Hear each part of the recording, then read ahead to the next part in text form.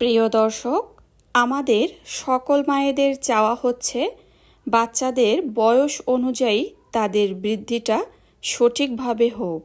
তাই বাচ্চাদের শারীরিক ও মানসিক বিকাশ বৃদ্ধির জন্য দরকার পুষ্টিকর ও সুষম খাদ্য, যে খাবার থেকে শরীরে সঠিক পুষ্টি যোগ হবে এবং সে সারাদিন এনার্জি নিয়েই থাকবে। আসসালামু আলাইকুম প্রিয় দর্শক, বাচ্চাদের খাবার রেসিপির আজকের আয়োজনে রয়েছে 6 মাস বয়স থেকে 24 মাস পর্যন্ত বাচ্চাদের আপেল ও গাজরের মিক্সড পিউরি রেসিপি।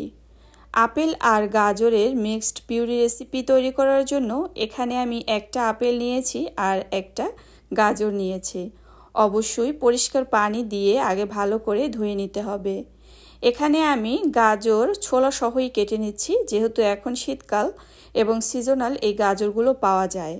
আর সেই সাথে আপেলেরও ছোলা সহই আমি কেটে নিয়েছি, কারণ আপেলের ছোলাতেই রয়েছে বেশ পুষ্টিগুণ। তো যাই হোক, আমি এখানে আপেল আর গাজর প্রয়োজন অনুযায়ী কেটে নিয়েছি। আপনারা চাইলে আরও মোটাও করতে পারেন, পাতলাও করতে পারেন। এখানে আমি লাল রঙের যে আপেল সেটাই বেছে নিয়েছি, কারণ লাল রঙের আপেল একটু বেশি মিষ্টি হয়। আর সকল বাচ্চারাই মিষ্টি স্বাদের যে কোনো খাবারই কিন্তু খেতে পছন্দ করে। তো আলহামদুলিল্লাহ, মিষ্টি যে কোনো খাবার কিন্তু আমার বেবি খুবই মজা করে খায়। তো যাই হোক, এখানে কিন্তু আমি গ্রেড করে নিয়েছি আপেল আর গাজর। এর পর্যায়ে আমি চলে যাচ্ছি চুলায় একটা কড়াইতে পানি দিয়ে, অবশ্যই পানিটা বিশুদ্ধ পানি হতে হবে, এবং আমি এখানে দিয়ে দিয়েছি আপেল আর গাজর। তো এটাকে একটু নেড়েচেড়ে দিয়ে আমি এটাকে কিছু সময়ের জন্য ঢাকনা দিয়ে ঢেকে রাখবো। তার আগে আমি এখানে দিয়ে দিয়েছি 2 রকমের বাদাম, কাঠবাদাম আর কাজু বাদাম। 8 মাস থেকে বাচ্চাকে বাদাম দিতে পারবেন। প্রথমে যে কোনো ধরনের একটি বাদাম দিবেন, পরবর্তীতে একটা একটা করে এর সাথে যোগ করতে পারবেন। 6 মাস থেকে 7 মাসের বাচ্চাকে কখনোই বাদাম দিতে যাবেন না।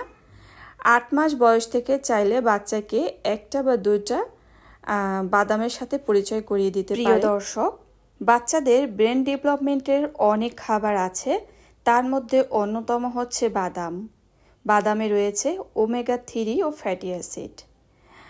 বাদামে বাচ্চার ব্রেনের কার্যক্ষমতা বাড়াতে কিন্তু সাহায্য করে। এতে রয়েছে প্রচুর পরিমাণে ফাইবার এবং সেই সাথে প্রোটিনও রয়েছে। তো যাই হোক, এখানে কিন্তু এগুলো সিদ্ধ করা হয়ে গিয়েছে। আর যেহেতু ছোট বাচ্চারা খাবে, অবশ্যই এটা আমি ব্লেন্ডার করে নিচ্ছি। অনেকেই জানতে চান যে সিদ্ধ করলে আপেল বা গাজরের যে পুষ্টি গুণাগুণ নষ্ট হয়ে যায় কি না। হ্যাঁ, এক্ষেত্রে অবশ্যই কিছু না কিছু পুষ্টিগুণ তো নষ্ট হবেই, তবে এখানে কিন্তু প্রচুর পরিমাণে ফাইবার পাওয়া যাবে, পেকটিন নামক যে উপাদান রয়েছে সেগুলোও কিন্তু পাওয়া যাবে। তো আসলে আমরা একটা খাবার থেকে তো সকল ধরনের পুষ্টি নিশ্চিত করতে পারি না, তাই 6 মাস থেকে বাচ্চাকে চাইলে এভাবে আপেল গাজরের পিউরি তৈরি করে খাওয়াতে পারবে। প্রিয় দর্শক, আপেল গাজরের এই পিউরিটি বাচ্চার সারাদিনের পুষ্টির চাহিদা পূরণ করবে।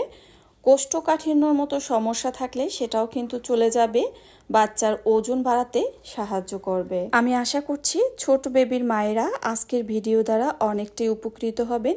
এতক্ষণ সাথে থাকার জন্য অসংখ্য ধন্যবাদ।